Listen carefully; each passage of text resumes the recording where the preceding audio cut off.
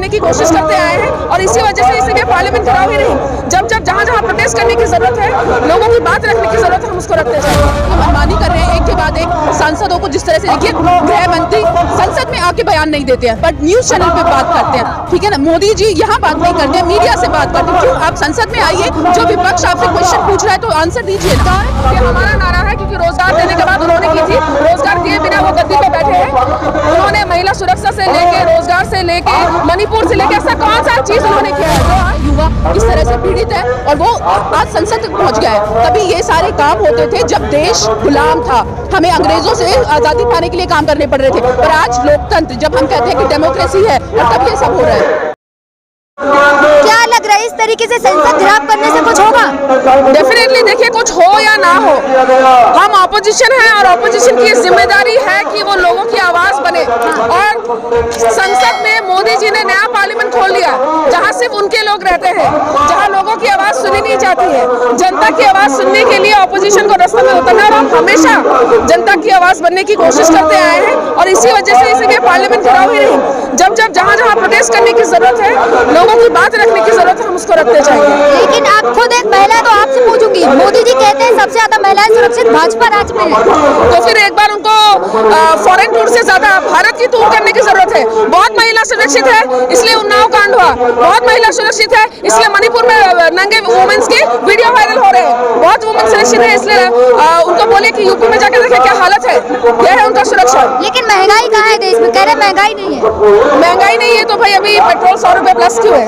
अगर महंगाई नहीं है तो बेरोजगारी और महंगाई के ऊपर लोग रास्ते में क्यों हल्ला कर रहे हैं? सिर्फ ऑपोजिशन नहीं, आप एनजीओ से लेके जनरल पब्लिक रास्ते पे उतर आई है। इंडिया अलायंस की गठबंधन की जो मीटिंग हुई, कहा जा रहा है सारे जो भ्रष्टाचारी है अब सब एक हो गए।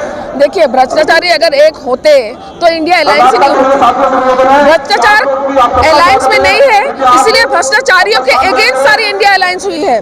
भ्रष्टाचार ताकि खत्म हो इसलिए इंडिया अलायंस होना पड़ा। उन्होंने मजबूर किया ऑपोजिशन को कि इंडिया अलायंस हो। लेकिन क्या लग रहा है आज आपका नारा है रोजगार दो या गद्दी छोड़ो? रोजगार दो या गद्दी छोड़ो, ये हमारा नारा है क्योंकि रोजगार देने के बाद उन्होंने की थी, रोजगार दिए बिना वो गद्दी पे बैठे हैं। उन्होंने महिला सुरक्षा से लेके, रोजगार से लेके, मणिपुर से लेके, ऐसा कौन सा चीज उन्होंने किया है जो आज तक? विश्वगुरु तो बना रहे हैं ना, विश्वगुरु तो बना रहे हैं ना। विश्वगुरु क्या बना? वो हिंदू के नाम पे, हिंदुत्व के नाम पे सारी चीजें कर रहे हैं। इसके अलावा उन्होंने क्या किया आज तक? उन्होंने हिंदुत्व के नाम पे, कम्युनिटी के नाम पे लोगों को बांटने का काम कर रहे हैं। आप लोग ईवीएम की चर्चा कर रहे हैं, जहाँ बीजेपी जीते वहाँ ईवीएम घोटाला, जहाँ आप देखिए, ईवीएम घोटाला है कि नहीं ये तो 5 स्टेट के इलेक्शन में इलेक्शन कमीशन ने प्रूव कर दिया कि 3 डेट में छत्तीसगढ़ में 3 अलग-अलग नंबर्स उन्होंने बताए। तो उन्होंने जहाँ वो जीते हैं सही में उन्होंने घोटाला कराया कि नहीं, ये इलेक्शन कमीशन खुद जवाब दे रही है, हमें तो बोलने की जरूरत नहीं है। वरना इलेक्शन कमीशन 3 अलग-अलग डेट पे 3 अलग-अलग आंकड़ा कैसे बोल सकते हैं?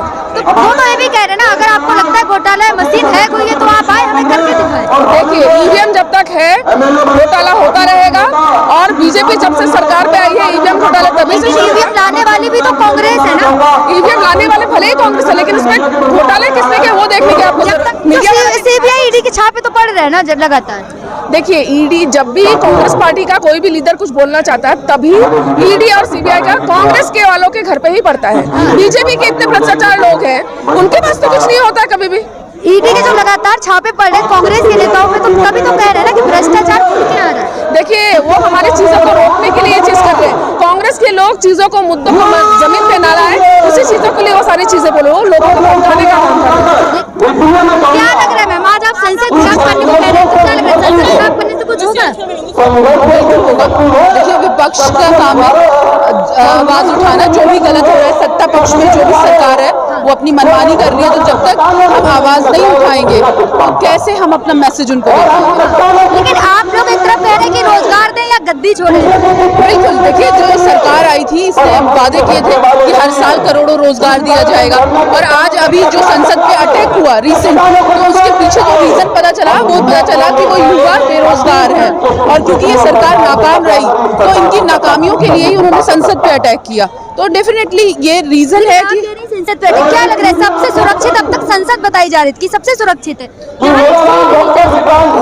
ये तो बीजेपी बीजेपी सरकार हमेशा से कहती आई है। आप देखिए 22 साल पहले सेम संसद में जब अटैक हुआ और जबकि रेड अलर्ट था, हमें बार बार चेतावनियां मिल रही थी, उसके बाद भी ऐसा इंसिडेंट होता है कि लोकसभा तक पहुंच जाते हैं और उसके 1 घंटे पहले उनके 2 साथी बाहर स्मोक टेंट से सब कर रहे थे, उसके बाद भी क्या सिक्योरिटी अलर्ट नहीं हुआ जो अंदर तक जाके कर गए? और इसका मतलब पहले भी रेकी हो चुकी है, इसीलिए उनको इतना इजी टारगेट था लोकसभा और संसद तो सुरक्षित नहीं है। लेकिन क्या लगता है उसके बाद से लगातार विपक्ष पार्टियों के जो सांसद है उनको निष्क्रिय, ये तो बिल्कुल तानाशाही सरकार, ये भारत के आई थिंक इतिहास में एक काला दिन कहा जाएगा कि किस तरह जब सांसद, बिल्कुल उनका अधिकार है, जब सांसद ही सुरक्षित नहीं है तो हम देश को कैसे सोच सकते हैं कि देश या जनता सुरक्षित होगी? और आवाज उठाई जा रही है और अपनी मनमानी कर रहे हैं, एक के बाद एक सांसदों को जिस तरह से, देखिए गृह मंत्री संसद में आके बयान नहीं देते हैं पर न्यूज चैनल पे बात करते हैं, ठीक है ना? मोदी जी यहाँ बात नहीं करते, मीडिया से बात करते हैं। क्यों? आप संसद में आइए, जो विपक्ष आपसे क्वेश्चन पूछ रहा है तो आंसर दीजिए ना। दौरे पर थे ना मोदी जी? नहीं तो मोदी जी दौरे पर है, मीडिया से बात करने का टाइम है, इमीडिएटली क्यों नहीं आए? क्या सांसद और देश की सुरक्षा उनकी प्रायोरिटी नहीं है? लेकिन क्या लग रहा है, नया पार्लियामेंट जब बनाया गया था तो कहा था सबसे सुरक्षित है, 200 करोड़ में बनवाया,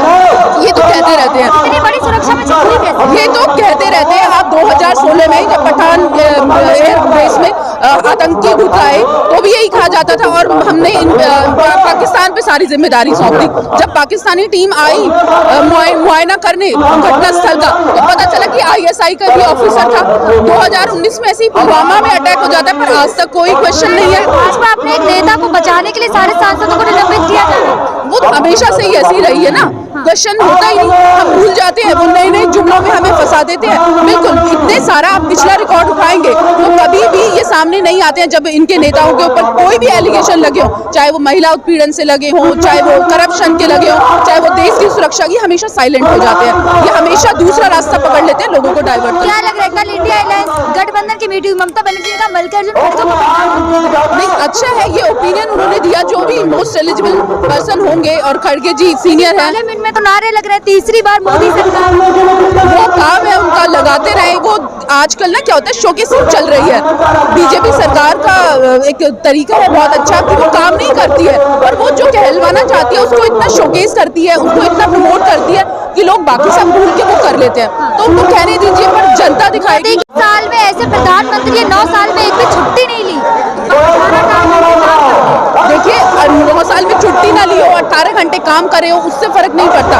वो कितना जनता के उन्होंने सेवा भाव किया, जनता का कितना वेलफेयर कर जनता के लिए घर परिवार छोड़ दिया, वो तो पहले ही छोड़ा हुआ था ना उन्होंने, पर जनता का कितना वेलफेयर किया, कौन सी स्कीम्स लेके आए, कहाँ मिडिल क्लास या लोअर क्लास। जनता के लिए कह रहे हैं 5 साल और 5 किलो अनाज मिलेगा। देखिए आप 5 किलो अनाज पे मुझे बता दीजिए 5 किलो अनाज कितने दिन चलता है और जनता को इतना हैंडीकैप क्यों बनाना कि वो 5 किलो अनाज का मुंह देखे? आप उनको रोजगार दीजिए, उनको इस काबिल बनाइए कि वो 5 किलो रोजगार का दान कर सके। किसी गरीब को भूखा नहीं सोने देते ना। आप मेरे साथ रैन बसेरे चलिए और रियलिटी हम गली गली में घूम के कहते हैं, ये तो कहने वाली बातें हैं। 80 करोड़ जनता हम कोई अनाज दे रहे हैं, इसका मतलब 80 करोड़ जनता पीछे आ गई है, वो गरीबी फेस कर रही है, तो उसको सरकार पे डिपेंड रहना पड़ रहा है कि वो उनको अनाज दे, राशन दे। मोदी जी कह रहे हैं भ्रष्टाचार से लड़ रहा हूँ। हाँ, भ्रष्टाचार तो बहुत रीसेंट एग्जांपल्स मिलते हैं ना, जब तब इनके सांसदों के और कितने सारे आरोप हैं, करोड़ों रुपए मिलते हैं और तब भी ये साइलेंट रहते हैं। तो कहने वाली बात है, अगर नहीं होता, आप द्वारका एक्सप्रेस वे का रिसेंट उदाहरण दे लीजिए, 18 करोड़ पर किलोमीटर सैंक्शन हुआ था, 250 करोड़ में होता है। इनकी आयुष्मान योजना जो है उस पे ऐसे ऐसे लोगों का इलाज, और वो एक कार्ड पे एक नंबर से पता नहीं कितने लोगों को इन्होंने इलाज दिया है, जबकि वो लोग एग्जिस्ट नहीं करते हैं, वो भगवान को प्यारे हो चुके हैं। तो ये करप्शन की तो रिसेंट एग्जाम्पल्स हैं। और आप कह तो रहे इंडिया गठबंधन में भ्रष्टाचार ही है। देखिए नारे तो बहुत अच्छा देते हैं, इंडिया शाइनिंग, इंडिया राइजिंग, पर ये जो रिसेंट अटैक था ये खुद हमारे देश के लिए काला धब्बा है कि बेरोजगार जनता, रिलीफ नहीं मिल रही है, युवा किस तरह से पीड़ित है और वो आज संसद तक पहुंच गया है। तभी ये सारे काम होते थे जब देश गुलाम था, हमें अंग्रेजों से आजादी पाने के लिए काम करने पड़ रहे थे, पर आज लोकतंत्र, जब हम कहते हैं कि डेमोक्रेसी है, तब ये सब हो रहा है।